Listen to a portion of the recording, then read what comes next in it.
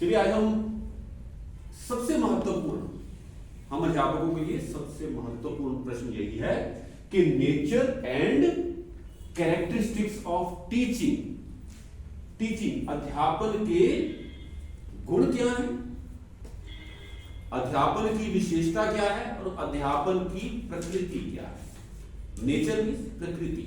अध्यापन कैसा होता है, साधारण भाषा में देखें तो अध्यापन कहते किसको है, क्या विशेषताएं हैं, वो कैसा पेशा है, उसकी क्या विशेषताएं जिसे हम अध्यापन कह सकते हैं।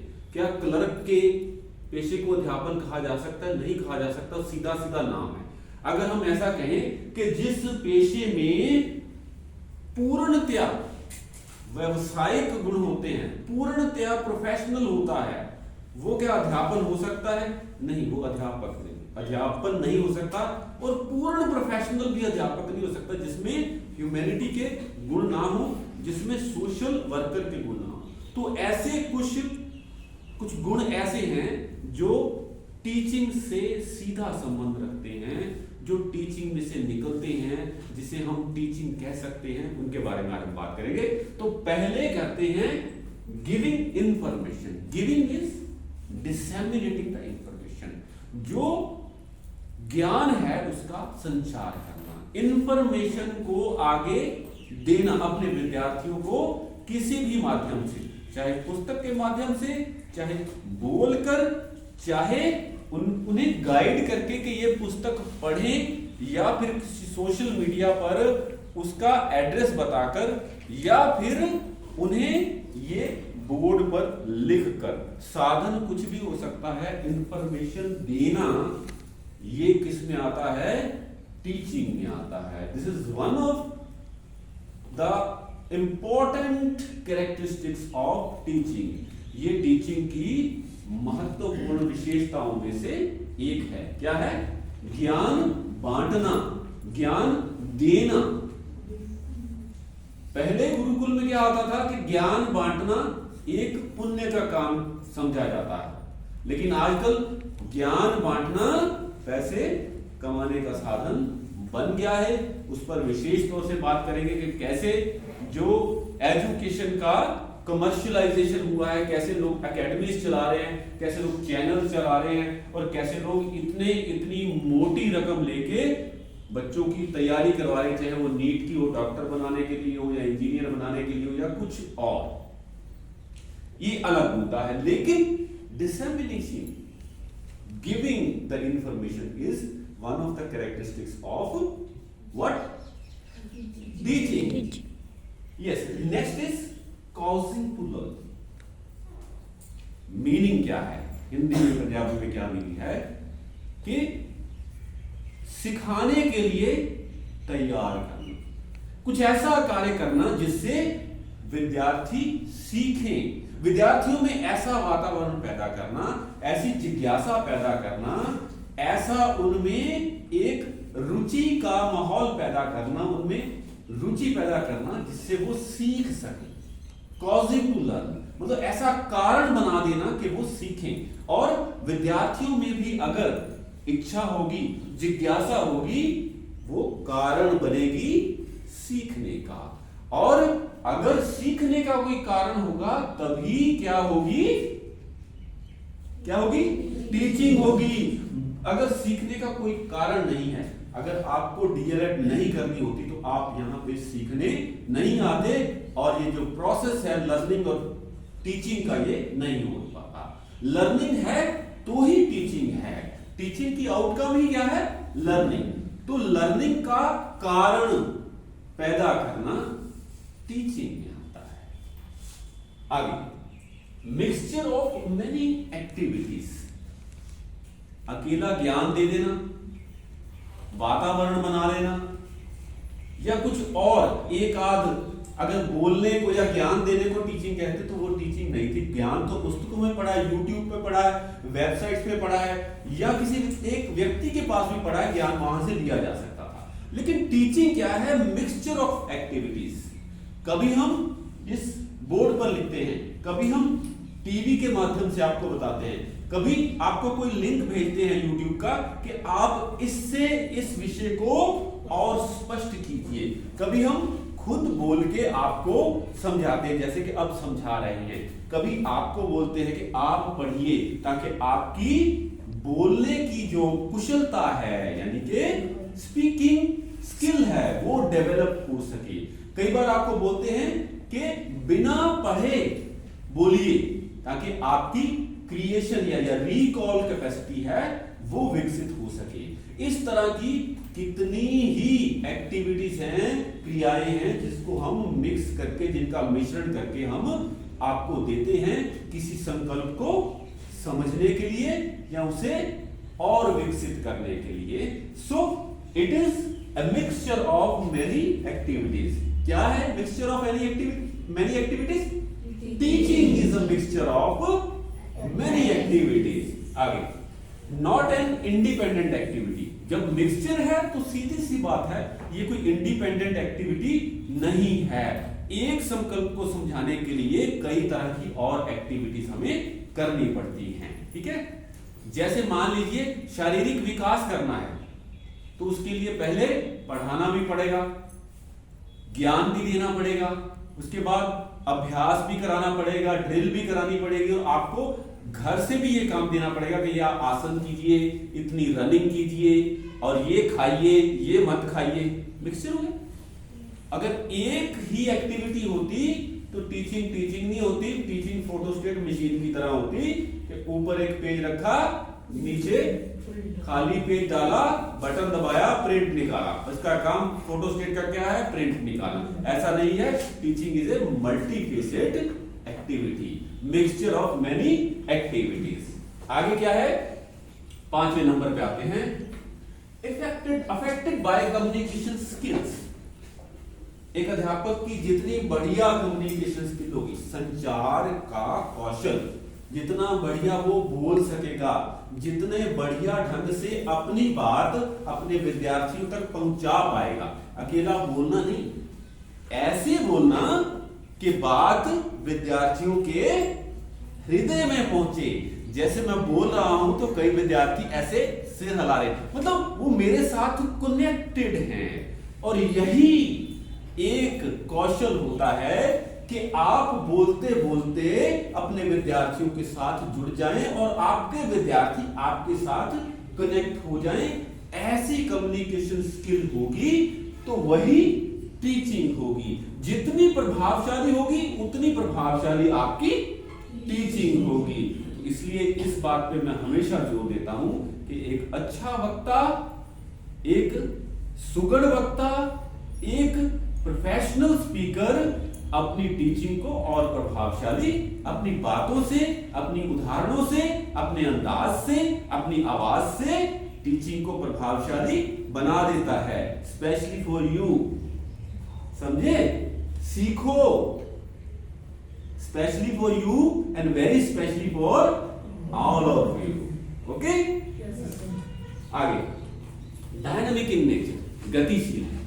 एक बार एक सेट हो गया, ऐसा नहीं है कि सर आएंगे जैसा कल बोला था उसी अंदाज में आज बोलेंगे, ऐसा बिल्कुल नहीं।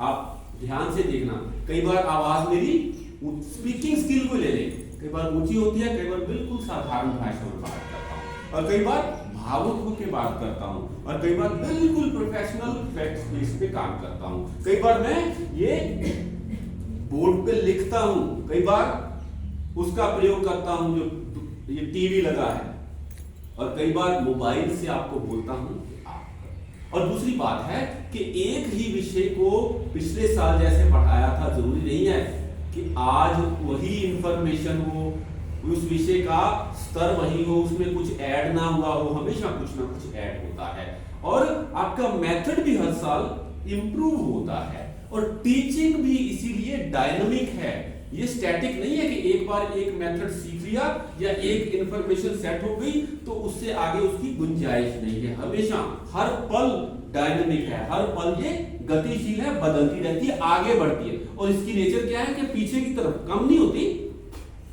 आगे बढ़ती। Sorry, respond to the environment. हमेशा जैसा वातावरण होगा टीचिंग उसी तरह से रिस्पॉन्ड करेगी। जैसी भाषा आप समझते हैं टीचिंग उसी भाषा में होगी। रिस्पॉन्ड कैसे होगा? जो वातावरण है। उदाहरणें कैसी होगी? वातावरण की। ऐसा नहीं है कि हम उदाहरणें किसकी देंगे? आसाम की।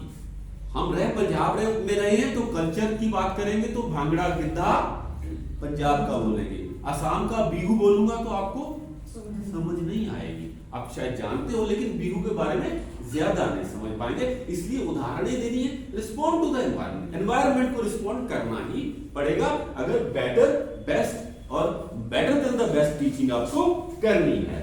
नेक्स्ट क्या है? Adjustment to the environment. अभी सबसे महत्वपूर्ण, शुरू से कहता हूं कि education is the process of adjustment with the self and surroundings. Surroundings में सब कुछ आएगा, सराउंडिंग में हर तरह का एनवायरनमेंट आ गया, तो एनवायरनमेंट में एडजस्ट करना होता है। ठीक है, कई बार विद्यार्थियों का मूड नहीं होता पढ़ने का, या किसी एक विद्यार्थी को कोई दिक्कत होती है तो अध्यापक को एडजस्ट करना पड़ता है। और ऐसा भी हो सकता है कि कई बार अध्यापक का मूड ना हो, अध्यापक की तबीयत खराब हो सकती है, वो छुट्टी ले ले, लेकिन ये एक नॉर्मल चीज है कि हम एडजस्ट करना, ये भी एक टीचिंग का हमारे पास, मान लीजिए जो सही सहायक सामग्री है, जो उचित है पढ़ाने के लिए, किसी विषय के पढ़ाने के लिए, मान लीजिए विज्ञान का कोई हमें पाठ पढ़ाना है, उसमें जो रासायनिक क्रिया करवानी है उसके लिए हमारे पास साल्ट नहीं है। अब साल्ट नहीं है इसका मतलब ये नहीं कि हम रासायनिक क्रिया नहीं करवाएंगे, हम उनके दिमागों में ऐसा दृष्टांत पैदा करेंगे कि विद्यार्थियों ये मान लीजिए क्या है, ए साल्ट है, और ये मान लीजिए बी साल्ट है, और इसको हम एक बीकर में, बीकर तो होगा नहीं होगा गिलास में, इस दोनों को इस गिलास में बीकर में डालेंगे तो एक रिएक्शन होगी। मान लीजिए कोई रिएक्शन है, क्या है, उसमें से बुलबुले निकलते हैं, एफरवेस्केंस होती है, आवाज आती है, जैसे इनो डाले तो ऐसे करके आवाज आती है ना, तो उसको हम कैसे जैसे अब समझा रहा हूं कि इनो पानी में डालते हैं तो उसमें ऐसे की आवाज आती है, उसके एफरवेस्केंस कहते हैं, बुलबुले निकलते हैं। तो दोनों साल्ट डालेंगे या एक साल्ट पानी में डालें या किसी एसिड में डालेंगे, वो नाम होंगे। ठीक है, हम किसी रिएक्शन की बात नहीं कर रहे, तो उसमें ऐसी प्रतिक्रिया होगी। आपके दिमाग में तो चल रहा है ना, आपको इनो तो याद आ गई ना, हमारे पास साल्ट भी नहीं है, सोल्यूशन भी नहीं है, रिएक्शन भी करा दिया, लेकिन ब्लैक बोर्ड पे लिख दिया कि इसमें ये जमा किया तो आगे प्रोडक्ट ये बन गया, नीचे ये बैठ जाएगा, सॉल्यूशन का रंग ये हो जाएगा, लिखा दिया, दिमाग में सारा आ गया। जब साल्ट आएगा एक बार फिर करवा देंगे। ये क्या किया हमने? अध्यापक ने अपने सामान के साथ एडजस्ट किया और विद्यार्थियों ने टीचिंग प्रोसेस के साथ के, अभी प्रैक्टिकल नहीं किया लेकिन प्रैक्टिकल दिमाग में एक फिल्म बन गई। तो इसको एनवायरनमेंट से एडजस्ट करना कहते हैं, एनवायरनमेंट में एडजस्टमेंट कहते हैं, एडजस्टमेंट टू द एनवायरनमेंट कहते हैं, वातावरण के साथ समायोजन। पढ़ा है ना, समायोजन का पूरा पाठ पढ़ा। Next, training of emotions. संवेग, इमोशंस है हमारे, गुस्सा, हैरानी, खुशी, किस जगह पर कैसी इमोशंस होनी चाहिए उसकी ट्रेनिंग भी टीचिंग में आती है। हमें विद्यार्थियों को और उससे पहले खुद को इस बात के लिए ट्रेन करना है कि अपनी इमोशंस पे कैसे कंट्रोल करना है, किस बात को निजी तौर पर लेना है और किस बात को साधारण इन जनरल लेना है। ठीक है, तो इमोशंस की ट्रेनिंग सबसे महत्वपूर्ण है टीचिंग में, वन ऑफ द इंपोर्टेंट। सबसे महत्वपूर्ण तो सारे ही महत्वपूर्ण है, तो सबसे महत्वपूर्ण कुछ नहीं कहा जा सकता क्योंकि हमने ये पहले ही कह दिया है, a mixture of many activities है, तो ये सब महत्वपूर्ण है और सब अपनी जगह महत्वपूर्ण है। तो आगे क्या है, फॉर्मल एंड इनफॉर्मल। ये जो पढ़ रहे हैं क्लास में, किसी स्कूल में, किसी संस्था में, वो फॉर्मल है, और इससे बाहर जो भी कर रहे हैं, जो संस्था में नहीं है, जो प्लान्ड नहीं है, वो क्या है, इनफॉर्मल है। घर में साइकिल सीख रहे हैं, इनफॉर्मल है। रोटियां पकानी सीख रहे हैं घर में, किसी प्रोफेशनल कुक के पास नहीं, फीस दे के नहीं, संस्था में नहीं, जो घर में या वातावरण से समाज में सीख रहे हैं, जो जब वैसे कोई नहीं भी सिखाना चाहता, वैसे हम देख के ऑब्जर्व करके सीख रहे, वो सारा किसमें आ जाएगा, इनफॉर्मल में, जिसका कोई सर्टिफिकेट नहीं मिलता। ठीक है, आगे कॉन्शियस एंड अनकॉन्शियस प्रोसेस, चेतन और अचेतन। कुछ तो आप कॉन्शियसली कर रहे हैं, कुछ आपके अनकॉन्शियस माइंड में अपने आप टीचिंग चल रही है, अपने आप बातें चल रही हैं। वो कैसे, जो आपने पुराना सीखा हुआ है। जैसे सोमा बोल रही थी उन्नियां, वो क्या है, इसके अनकॉन्शियस माइंड में पहले बैठा हुआ है। 19वां नहीं बैठा हुआ था, 19वां शब्द नहीं बैठा हुआ था। क्या, जो पुराने अनकॉन्शियस माइंड में चीजें बैठी हुई देखी हुई हैं, वो भी टीचिंग में अपना सहयोग देती हैं। कई बार बिल्कुल सही देती हैं, कई बार ऐसे आड़े आ जाती है वो, लेकिन प्रोसेस में हमेशा रहती हैं, चेतन मन और अचेतन। आगे क्या है, स्किल्ड, ये स्किल्ड है। ठीक है, सारी स्किल्स ही तो है, ब्लैक बोर्ड पे लिखना, बोलना, फिर बोलकर समझाना, communication skill, writing skill, art skill, examination skill, explanation skill, और ना जाने कितनी स्किल्स हम इस प्रोफेशन में सीखते हैं। तो टीचिंग क्या है, स्किल है, बच्चों तक अपनी बात पहुंचाना, कम्युनिकेशन स्किल से लिखकर, ये भी क्या है, स्किल है। ये स्किलफुल प्रोसेस है। कोई आदमी, एक लेमैन को अगर खड़ा कर दे, वो पढ़ा नहीं सकेगा। आप 2 साल के बाद बहुत अच्छे अध्यापक बनने के प्रोसेस में आ जाएंगे। आप स्किल्ड हो गए, आपने स्किल सीख ली, उसको आगे क्या करना है, विकसित करना है, शार्प करना है और पॉलिश करना है। लेकिन लेमैन, उसको पता ही नहीं है कि ब्लैक बोर्ड का यूज कैसे करना है, विद्यार्थियों की तरफ कैसे वो करना है। हर एक विद्यार्थी को लगे कि अध्यापक मेरे से बात कर रहे हैं। जैसे आप देख रहे होंगे कि मैं 1 मिनट में सबका चेहरा देखने की कोशिश करता हूं, ताकि सबको लगे कि मैं उससे बात कर रहा हूं, मैं इससे बात कर रहा हूं, मैं उससे बात कर रहा हूं, मैं उससे बात कर रहा हूं। कनेक्शन बनाना जरूरी है, ये भी स्किल है। तो जब तक ये आप स्किल नहीं सीखेंगे, तो आप एक अच्छी टीचिंग नहीं कर पाएंगे। तो teaching is a skilful profession, occupation. Okay, आगे है मीन्स ऑफ प्रिपरेशन, जिंदगी की तैयारी। टीचिंग चाहे हम ये प्लान्ड तरीके से नहीं करते, लेकिन कुछ चीजें प्लान्ड तरीके से भी होती हैं। कि जैसे स्कूल शिक्षा है, उसमें आप 10वीं तक कुछ एक सब्जेक्ट्स को छोड़कर बाकी सब्जेक्ट पढ़ने होते हैं। 11वीं 12वीं में क्या आपकी तैयारी होनी शुरू हो जाती है कि आप उस तरह के विषय लेंगे जो आपके प्रोफेशन में आगे काम आए। फिर आगे क्या होता है कि हम उस तरह का प्रोफेशन, उस तरह की फॉर्मल एजुकेशन चुन लेते हैं, चाहे इंजीनियरिंग की, जैसे आप फॉर्मल एजुकेशन में आए। ये क्या है, वोकेशनल एजुकेशन है। तो क्या होगी, जीवन की तैयारी, आप अध्यापक बनने की तैयारी में जुट गए। तो टीचिंग क्या है, एक तरह का तैयारी, जीवन की तैयारी। जीवन, कोई रोटी रोजी नहीं मिलेगी, ऑक्यूपेशन नहीं मिलेगी, तो जीवन कैसे व्यतीत करेंगे। तो टीचिंग इसमें सहायक होती है। तो एक तरह से टीचिंग क्या, प्रिपरेशन फॉर लाइफ है। आगे स्टिमुलेशन एंड एनकरेजमेंट। जैसे हम कहते हैं शाबाश, ठीक है, इसने बोला clapping for Soma, clapping for Kiran, clapping for Jyoti, clapping for Sarabjit, clapping for Pranav. वो क्या होता है, स्टिमुलेशन, ताकि आपको एक अंदर से एक आवाज आए, आप प्रेरित हो, एनकरेज हो। ठीक है, ये भी टीचिंग का एक गुण है, विशेषता है। जब तक आप कोई लालच, जैसे इनाम, स्टिमुलेशन क्या है, आपको सर्टिफिकेट मिलेगा, आपको कोई ट्रॉफी मिलेगी, आपको मौका मिलेगा स्टेज पे बोलने का, ये भी एक स्टिमुलेशन है। तो उससे आप एनकरेज होते हैं, एनकरेज होके स्किलफुल होते हैं। तो ये भी टीचिंग की एक विशेषता है। इसका भी प्रयोग करना है जब आप अध्यापक बनेंगे। गाइडेंस तो है ही हर पक्ष में। अध्यापक क्या है, एक साधन है बच्चों को आगे बढ़ाने के लिए, उनकी स्किल्स को डेवलप करने के लिए, उनकी हर तरह की क्वेरी को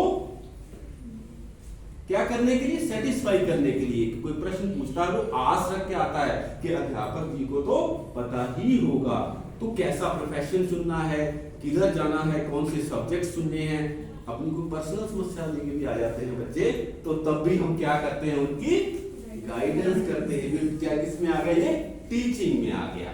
नेक्स्ट क्या है, प्लान्ड एक्टिविटी। ऐसा नहीं होता कि सुबह उठे ये चैप्टर पढ़ा, प्लान करना पड़ता है कि मेरा टारगेट ग्रुप क्या है। स्कूल में बच्चों को पढ़ाना अलग तरह से प्लानिंग है, कॉलेज के बच्चों को पढ़ाना अलग तरह से प्लानिंग है, उसमें भी विज्ञान पढ़ाना है तो अलग तरह से प्लानिंग है, टीचिंग और साइंस पढ़ानी है वो अलग तरह से प्लानिंग है, और उसमें भी अलग अलग जो पार्ट हैं और आगे चल के उनके टॉपिक्स हैं उनकी अलग अलग प्लानिंग है। इसका मतलब ये प्लान्ड एक्टिविटी है, अनप्लान्ड हम टीचिंग नहीं कर सकते। इसीलिए तो आपकी टीचिंग प्रैक्टिस लगती है, और आपकी एक टीचिंग प्रैक्टिस वाली कॉपी लगती है जिसको क्या कहते हैं, लेसन प्लान। लेसन को कैसे प्लान करना है, लेसन प्लान, पाठ योजना। तो अपने आप क्या हो गई, ये प्लान्ड एक्टिविटी। इफेक्टिव बिहेवियर, आपका बिहेवियर कितना प्रभाव डालता है, आप कैसे बोलते हो। बच्चा है तो उसको कैसे, उसके दुख को अपने गले से कैसे लगाते हो, उसके सुख में कैसे आप बिहेव करते हो, उसके दोष भी निकालना है तो उसको रोकते कैसे हो। आपका बिहेवियर इफेक्टिव है कि नहीं, क्योंकि हमें टोकना भी है, गलत कामों को रोकना भी है, और अच्छे कामों को आगे बढ़ाना है। तो इसलिए ये क्या है, हमारा इफेक्टिव। जितना आपका बिहेवियर इफेक्टिव हो, ऐसा है नहीं है अध्यापक, मान लीजिए मैं आपको किसी बात से रोकता हूं और वही काम मैं आप कर रहा हूं, आप पे प्रभाव पड़ेगा? कभी नहीं पड़ेगा। प्रभाव उसी का पड़ेगा जो आदमी, वही ना, जो खुद गुड़ खा रहा हूं तो आपको कहूंगा भाई गुड़ नहीं खाना चाहिए, इससे डायबिटीज हो जाती है। तो आगे मैंने प्लेट में गुड़ रखा हुआ है, तो आप क्या कहेंगे, खुद तो इतना गुड़ खा रहे हैं तो मुझे कह रहे हैं कि इससे डायबिटीज होती है। तो आपका बिहेवियर क्या होना चाहिए, इफेक्टिव होना चाहिए। जैसी कथनी वैसी करनी, इसी को बिहेवियर बोलते हैं। तो इफेक्टिव बिहेवियर वही होता है, जैसी कथनी वैसी करनी होनी चाहिए, तभी आप अपने विद्यार्थियों को अच्छी टीचिंग कर पाएंगे। आगे है नॉट वन साइडेड भी। पता ही है कि ये एक तरफा प्रोसेस नहीं है। मैं बोल रहा हूं तो आप सुन रहे हैं, आप सुनने के बाद अपने प्रश्न मेरे से पूछेंगे, फिर मैं उनका उत्तर दूंगा, उन उत्तरों से आगे फिर और प्रश्न पैदा होंगे, फिर आप पूछेंगे और कुछ प्रश्न और रह जाएंगे। हो सकता है मेरे से कुछ उत्तर ना दिए जाए, हो सकता है मैं भी कहूं कि मैं कल आपको ये रेफरेंस देके बताऊंगा, आपको गलत इंफॉर्मेशन नहीं दे सकता। ये भी अध्यापक का गुण होता है, जो इसमें नहीं लिखा एक्सेप्ट करना कि आज नहीं मैं कल बताऊंगा, क्योंकि आज इसका उत्तर मेरे सब चीजों का उत्तर अध्यापक के पास नहीं हो सकता। लेकिन एक्सेप्टेंस ये भी टीचिंग का एक, जो इसमें नहीं लिखा, टीचिंग का एक महत्वपूर्ण कैरेक्टरिस्टिक्स है, गुण है। उससे आपके विद्यार्थियों में भी एक्सेप्टेंस आएगी कि कोई वक्त आ सकता है कि हमें उत्तर ना, आपको कल अध्यापक बनना है, ऐसे नहीं करना तेनू का खांदा नहीं, आप कुछ जानते नहीं, आपको ये भी नहीं पता, उसका मतलब है कि मुझे नहीं पता, तू चुप करके बैठ। ऐसा नहीं, ऐसा बोलो कल मैं ढूंढ कर बताऊंगा हर चीज का उत्तर। इंफॉर्मेशन है ना, जो क्रैमिंग है, जरूरी नहीं कि सारे सन याद हो, जरूरी नहीं कि सारी रिएक्शन याद हो, जरूरी नहीं है कि सब कुछ याद हो। याद नहीं होना, याद होना अच्छी बात है, लेकिन सब कुछ सबको याद नहीं हो सकता, हर विषय का सब कुछ याद नहीं हो सकता। इसलिए क्या है कि वन साइडेड नहीं है, टू साइडेड है, प्रतिक्रिया बननी रहती है। वो क्या है, एक बना रहता है, रिलेशन बना रहता है। घर जाके आप भी सोचते हैं कि अध्यापक जी ने ये बोला था, ये करना है। होमवर्क क्या है, आपको काम पे लगाना था कि आप कल आके बताएं कि मैंने ये किया था, होमवर्क करते हुए मुझे ये समस्या आई है, अध्यापक जी मुझे आप इसका हल बताइए। चलिए आगे, art as well as science. भाषण क्या है, बोलना क्या है, कम्युनिकेशन क्या है, स्किल है। स्किल भी एक कला होती है, बोलना एक कला है, पढ़ाना एक कला है। उसमें जो तकनीक का प्रयोग करते हैं, लिखना, ब्लैक बोर्ड, ये टीवी, इंटरनेट, प्रोजेक्टर लगा हुआ है, ये क्या तकनीक का प्रयोग करते हैं। और ऐसा नहीं है, मनोवैज्ञानिक तकनीक का भी प्रयोग करते हैं। जैसे आपको पता होगा कि मैं बहुत सारी मनोवैज्ञानिक तकनीक का आपको प्रयोग करता हूं, आपके मन को पढ़ने के लिए, अपनी बात आपके मन तक पहुंचाने के लिए, और जो आप संकल्प समझा रहे हैं उनको बेहतर ढंग से आप समझ पाए, तो तकनीक भी साथ में है। आर्ट बोलने का ढंग, खुशी, आपको खुश रखना, आर्ट, ठीक है, लिखना आर्ट, और यूज करना विज्ञान का तकनीक। तो दोनों का मिक्सचर है, आर्ट एंड साइंस, कला और विज्ञान। अध्यापन क्या है? कला और विज्ञान साथ साथ, मिक्सचर, दोनों साथ चलते हैं। चलिए आगे, डायग्नोस्टिक इन नेचर। जैसे डॉक्टर देखता है ना, अभी कैसा फील कर रहे हो, जैसा नहीं बोलते हाँ भी क्यों आए थे, कैसे आए आप, ऐसे नहीं, डॉक्टर बड़े प्यार से बोलेगा आइए बैठिए, कैसे हो डॉक्टर साहब, बुखार बहुत चढ़ा। डॉक्टर को आप अपने आप पता चल जाता है किसी कभी भी साथ में हो, पूछता नहीं कि कहाँ पर हो तो नहीं कहाँ पे, ठीक है। अच्छा खाया क्या था? अच्छा कुछ नहीं, बस रात ब्याह से गए हैं तो माड़ा मोटा खाता, पता लग गया फिर पेट में कुछ ना कुछ ज्यादा एसिडिटी वाला खा लिया है। तो ये क्या डायग्नोज कर रहा है डॉक्टर के, इसको क्या क्या लक्षण क्या है? बुखार है, थर्मामीटर लगाएगा, बुखार है थर्मामीटर लगाएगा, खांसी दिख जाएगी, कम कभी उसको हो रही वो दिख जाएगी, क्या खाया वो पता चल जाएगा, उससे क्या होता है, डॉक्टर डायग्नोज कर लेता है। इसी तरह अध्यापक भी विद्यार्थियों को डायग्नोज कर लेता है। जैसे आप बोल रहे हैं, मुझे पता है कहाँ अटकेंगे, आपका उच्चारण कहाँ अटकेगा, लेकिन अकेला डायग्नोज करना नहीं, हाँ किसको, कौन सा विषय, कौन सा टॉपिक और कौन सा उसमें से सब टॉपिक नहीं समझ आ रहा, वो अध्यापक विद्यार्थी से पूछकर, ऑब्जर्व करके या किसी टेस्ट के माध्यम से, इवैल्यूएशन से पूछ। जैसे आपके टेस्ट ले रहे हैं, उसको पढ़ूंगा तो मुझे अपने आप पता चल जाएगा। आपसे मैं प्रोजेक्ट्स लेता हूं, उसको पढ़ता हूं तो आपका क्या हो रहा है, सारा डायग्नोस्टिक हो रहा है, पता लग रहा है कौन कहां पे अच्छा है, कहां कहां किसको क्या बीमारी है, बीमारी में तो कहां कमी है। बीमारी वाला तो काम डॉक्टर का ना, तो हमारा काम क्या है, कमियां, लेकिन हम उसको ऐसे रिजेंबल करते हैं डॉक्टर की तरह कि जैसे डॉक्टर बीमारी ढूंढ के उसे इलाज करता है, इसी तरह अध्यापक अपने विद्यार्थियों की कमियां ढूंढ के उसको डायग्नोस करके, पता करके, उसकी तफ्तीश करके, उसके लक्षणों से पता करके उसका सुधार करता है, उसमें और सुधार करता है, और अंत में उस अवगुण को या उस बुराई को ना कहें, उस कमी को, अवगुण और बुराई शब्द ना यूज करें, उस कमी को खत्म कर देता है, उसकी जगह गुण का पेड़ लगा देता है। सोशल क्या लिखा है? बहुत से अध्यापक अपने विद्यार्थियों की फीस भर देते हैं, बहुत से अध्यापक कुछ गरीब हैं उनको खाना भी खिला देते हैं, और उनको ऐसा लगता है कि ये बच्चा मेरे बच्चों जैसा है। ऐसी फीलिंग या तो डॉक्टरों में कहीं होती है या अध्यापकों में होती है, और बहुत कम ऐसे प्रोफेशन है जिसमें ये सोशल वर्क की भावना हो। और कई बार रिटायरमेंट के बाद या सर्विस में भी बच्चों को वर्दियां दे देते हैं, वस्त्र दे देते हैं, या वैसे भी कहीं किसी को कमी है तो किसी ढंग की कमी है वो पूरी करने की कोशिश करते हैं, और अपने प्रोफेशन में भी इस तरह की टेक्निक लाते हैं। अगर सरकार या सरकारी नौकरी में है, सरकार नहीं भी प्रोवाइड कर रही, तो कई बार वो अध्यापक लैपटॉप ला के दिखाते हैं, अपने घर से चीजें लेंगे, ये देखो, वो क्या है, सोशल वर्क। तो ये मात्र 21 पॉइंट्स में हम टीचिंग को कैद नहीं कर सकते, ये अनंत है। टीचिंग की कैरेक्टरिस्टिक, टीचिंग के गुण इतने हैं कि मान लीजिए अध्यापक हर रोज एक नया गुण सीखता है, और हर रोज अगर वो काम कर रहा है दिल से, तो अपनी पुरानी स्किल्स में, पुराने गुणों में और उसको विकसित करता है, बढ़ाता है। तभी विद्यार्थियों के मन में उसकी एक अच्छी छवि बनती है, और अच्छी छवि तभी बनेगी जब अध्यापक का बिहेवियर क्या होगा, इफेक्टिव होगा। कहां है इफेक्टिव बिहेवियर, देखिए ये 17 नंबर पे, इसके मूल मंत्र है इफेक्टिव बिहेवियर। और इफेक्टिव बिहेवियर का मूल मंत्र क्या है, जैसी कथनी वैसी करनी।